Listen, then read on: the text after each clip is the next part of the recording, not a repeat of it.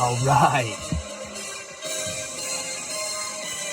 Power Rankings Week 6. You guys know the drill. This is actually my second take. I recorded like half of it, and then my phone ran out of storage and the video stopped, which sucks. But anyways, here we go. Let's do it again. Number 10 is Griff. Believe it or not, it was the same in the first take, if you can believe that. Griff, I don't even know what to say anymore. Griff, I mean, I don't think he has a terrible team, but at the same time, they suck. So that's all I got. I mean, maybe Griff figures something out like he did last year. I will say, Griff figured it out at the end of the year last year, so maybe he's got that in store. Who knows? Number 9 is Cole. What's tough with Cole is I think Cole's team is promising. You know, I don't think he's going to finish the year at number 9. But, I mean, the kid gets a win last week, and then he loses this week, putting up, like, barely any points. You know, it's just tough.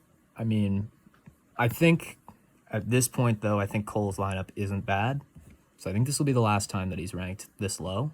But, I mean, you're 1-5. You gotta get a win, Cole. Come on. Number, which is crazy, is 1 win is against me. That's bullshit. But number 8 is Connor. Connor is faltering, if that's even the right use of that word. You know, it sucks for him. Dave Montgomery just got hurt. I don't think he's going to be out that long, but, I mean, Connor is what now? 3-3 right now, so, and I think he's lost, or no, he's only lost, yeah, I don't know. He's 3-3. I think Connor's got a chance to figure it out, but injuries have screwed him a little bit. But, you know, it is what it is. Number 7 is Trevor. Trevor has been falling recently. Not really his own fault. You know, Jefferson getting hurt kind of sucks. He's like the best or maybe the second best player in fantasy. So him going on the IR, I mean, that's tough. That's going to hurt your team. No way around it. And Trevor has lost 2 straight, mainly due to that and due to like Debo pretending to play and then he doesn't play. But, you know, Trevor's still got Mostert. He's still got a good squad. I think his guys just kind of haven't been showing up recently. But, hey, maybe things change. We'll see. Number 6 is Jake. Jake is climbing back up. I mean, he started the year high, then he fell. You know, now he's working his way back up. Jake's coming off probably his strongest win of the season. I don't really remember, you know, what his other wins were, but Jake needed a win pretty bad, and he put up like almost 120, which is respectable. I think Jake's team is actually pretty solid. Better than mine? No. But, you know, solid squad. He's just got to keep stringing the wins together. 3-3, though. I mean, you know, if he wins 2 straight, all of a sudden, you're like a top 3 or 4 team. Number 5, this is where things get dicey. Number 5 is Gavin. People are probably going to think I'm crazy ranking Gavin this high, especially because Gavin he's still, after last week, I mean, only by 1, but he's got the least amount of points in the league. Bonkers. But he's 3-3. Kind of funny. He also has the least amount of points against, or the second least. But the reality is Gavin's team fully healthy is good. You know, he's got solid running backs. He's got good receivers. Tight end, he's got Laporta, which is good. Quarterback's a little iffy. You know, Russ has been good. Jared Goff's been good, but it's a matter of who do you play and which one's good that week. You know, that can be tough. But overall, Gavin has a solid team. He's battled back. He's had some injuries, had some unfortunate events go on. But, I mean, the kid's won 2 in a row. So, I got to give it to him. Gavin's number 5. Number 4 is Caleb. Now, Caleb, he'll give me every reason under the sun of why his team is good, why he's the best, whatever. The reality is, Caleb's won 4 games, yes. He's not putting up a lot of points, and I think it was somewhat exposed this week that when Christian McCaffrey doesn't go absolutely bananas, how good is the rest of his team? I mean, he's got Josh Allen. That's good. He's got Keenan Allen. That's good. So he's got a solid big 3. But everyone else after that, not the best. And the even harsher part about it is Caleb has a lot of good, wide receiver 2s, but he never seems to play the right one. Same deal with his tight end. He always seems to play the one that was the wrong choice, and the one on his bench goes off. So it's yes, he has those players, but you got to play them, and then you get the points, Caleb's still 4th. That's still good. He's still definitely going to make the playoffs. And he's only had Aaron Jones for 1 game. Now, I have my own personal opinions on Aaron Jones, and they're not that great. But, it's better than probably whatever he's got right now. I forget who he played. I think Chuba Hubbard. It hasn't been bad.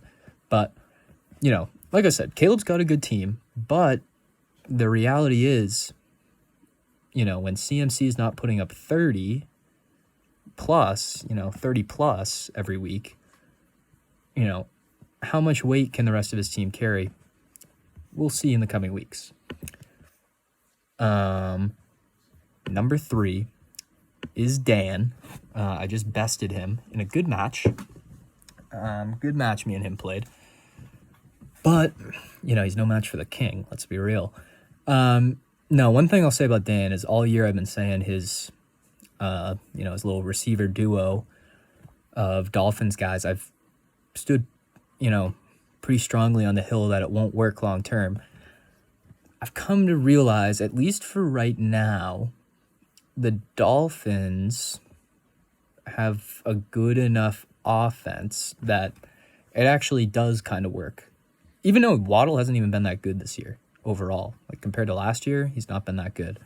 But it's still working pretty well for Dan. They're kind of going off every week as a group, mainly because Tyreek is insane. So, yeah, I mean, the reality is, whether you like Dan's team or not, kid puts up points week in, week out. I mean, I beat him. He still put up 110. That's still a good week. Especially if Kyle Pitts starts actually doing something like he did this week. That could be a wild card. That could seriously change things for Dan. Number 2, and then obviously number 1. You figure number 1 is me. Number 2 is Liam. I don't think that's much of a surprise. Same as last week, we both won. I just have Liam's the only 5-1 team left, but looking at it right now, Liam's 3rd in points for. This is how crazy my team is. Let's get into my team a little bit, because that's what I really want to talk about. Right now, Dan has the 2nd most points in the league with 677. And then Liam is after him with 671. Trevor after him with 635. Caleb slightly behind Trevor with 634. So, you kind of see where people are. But then you think, geez, what about my team? How many points do I have? Well, not only am I the only one to be in the 700s by week 6, I have 740 points. Think about that, guys. That is literally, 63 more points than the next closest person. I freaking hope that math is right, because I've done math in my head on these videos before, and it's been pretty bad.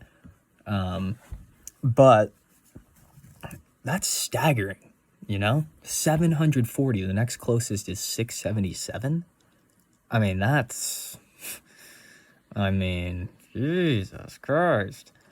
So yeah, the reality is, I kind of have the best team. You can tell just by looking on paper at my team. But, I'll give Liam some time here.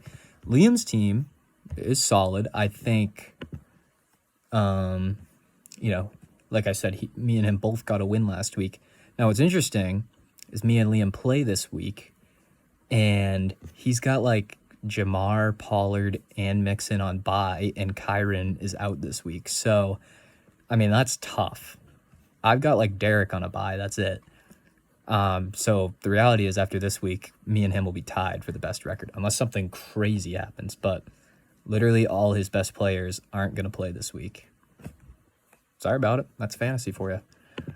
But anyways, let's play the outro song, which is the same as the intro song.